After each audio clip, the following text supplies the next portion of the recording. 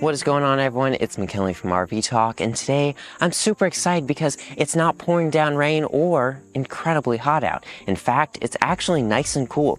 Today we'll be talking about 10 RV tips to help you avoid problems on the road. This time of year is perfect for getting out and exploring the great outdoors. But if you don't know these helpful tips, you could face problems instead of enjoying your epic destination.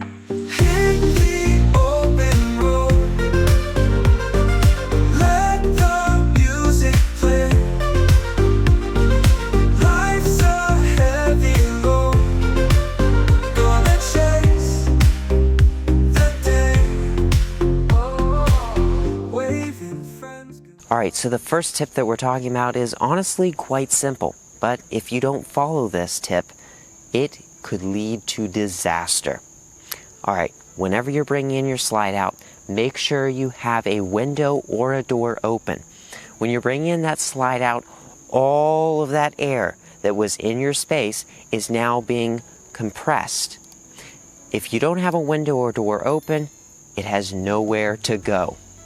And this right here could result in a cracked window, or even worse, it could crack or break the seals on your camper, on the slide out, and even around the windows. Do not ever bring the slide out in with a closed door or a window. You're just asking for disaster. Alright, tip number 2. Make sure that you stay on top of the tire pressure in your RV. If you don't do this, you could be driving with underinflated tires that could overheat and cause a blowout. That right there would not be anything that anyone would ever want, because that could damage the whole underneath of the RV where the tire's at. You don't want that. Also, driving with overinflated tires can unevenly wear the tires down, which could make one side thinner than the other, also causing a blowout. So before you head out on your trip, make sure that the tires are not overinflated or underinflated. Check the manual, or if you have replaced your tires like we did with the Goodyear Endurance, I recommend it. Make sure that you have the tires filled up to the manufacturer's recommended PSI. Alright, let's get on to the next tip. Alright, tip number 3. Before you head out on your vacation, inspect your RV roof and the seals. Your RV roof may not be the most glamorous part of your camper, but if you want to avoid leaks on your vacation, maintaining your roof and its seals will protect it over time. Alright, tip number 4. Know your weights and your height of your RV. Knowing the weights and heights are extremely important because you don't want to overload your RV, causing, maybe an axle snapping because it's too overloaded. That probably wouldn't happen unless you put way too much stuff in your camper. But know your weights and load your camper responsibly. Doing this will keep the RV balanced and keep it from being too heavy in the front or too heavy in the back. Alright, so the next part of tip 4 is knowing the height of your camper.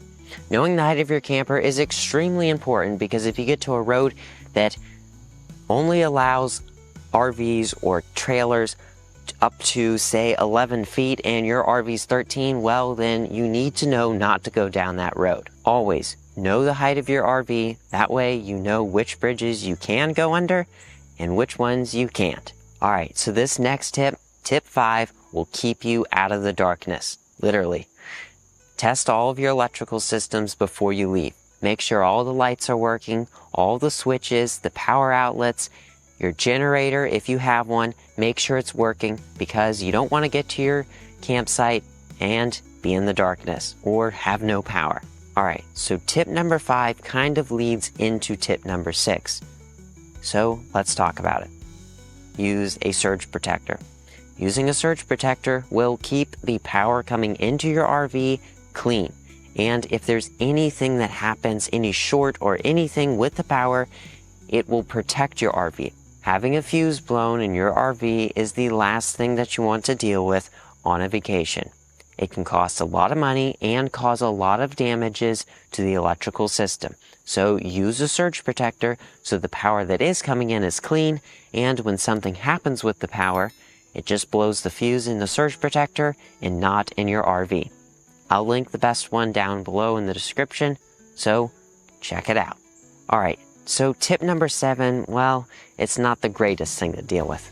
Yes, we're talking about the sewer hose.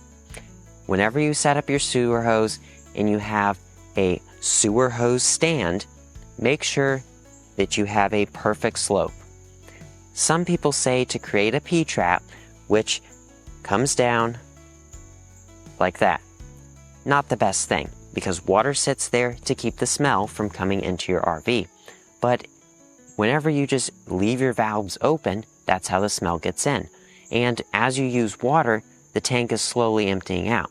So what I recommend is to create a perfect slope, close your valves when you're not dumping, because if you don't build up water, it will not flush out the solids with the pressure it needs.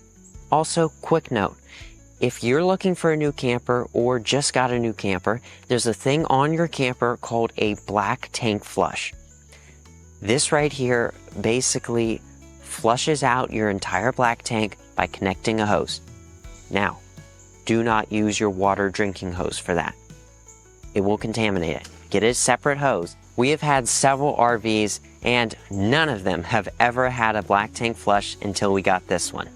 So we didn't realize how important this black tank flush was. So if you're getting a new RV or looking for one or already have one with it, definitely, if you don't know about it, check it out. It's amazing what it can do. All right, tip number 8 has to do with batteries. Keeping an eye on the battery levels of your RV are really important, especially if you have a long drive ahead of you. Because whenever you're driving, if that battery isn't working like it should, which we have dealt with several times, your refrigerator may not work. It may just shut off randomly and not run the whole drive. So that is not something you want to deal with when you get to a campsite and your whole fridge of food is spoiled. So check the RV battery levels and make sure that it's full and keep them charged. All right, tip number 9, make sure you keep your RV secure. Now, what I mean by that is the stuff inside, the stuff outside, and the fridge. If you have a fridge latch, which every RV does, make sure you close it. That is something that we forget all the time, and it results in food on the floor because the fridge swung open while we were driving. I know. But there is much more to secure inside your RV, such as the components in your storage bay. Make sure you pack it to where it isn't going to slide around and cause damage or put a dent in the wall or even scrape up the floor. Inside your RV though, make sure that your cabinets don't have dishes that could break easily right at the edge, because if the cabinet door swung open and it fell out, well, you know what would happen. Try to pack to where stuff ain't gonna fall out and is secure. Also, don't leave stuff out that is gonna break. Pack it away, or at least put stuff around it to keep it from falling over or sliding around. Alright, the last tip is keep a well-stocked emergency kit. I call it an emergency kit because, well, whenever you're RVing, sometimes you just gotta prepare for the worst. I know. Inside your RV, you need to have a box or a tool bin that has flashlight, extra drill batteries, tools, screws, caulking for your roof in case anything goes wrong, and make sure you bring every single tool that you have that this RV might require to fix something or take apart. All right, that's it.